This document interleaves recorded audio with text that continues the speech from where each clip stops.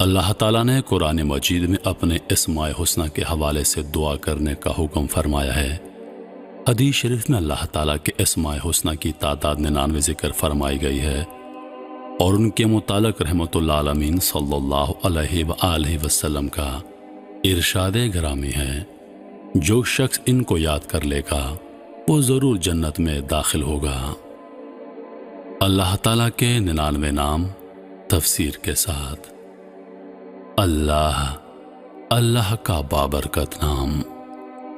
जो शख्स अज़म और यकीन की कुव्वत के लिए रोज़ाना 1000 मरतबा पढ़े, ला इलाज मरीज या अल्लाह का बकसरत विर्द करके शफा की दुआ मांगे, इंशाअल्लाह शफा होगी। अर्रहमानु, बहुत रहम करने वाला। जो शख्स हर नमाज के बाद 100 मरतबा या रहमान पढ़ेगा,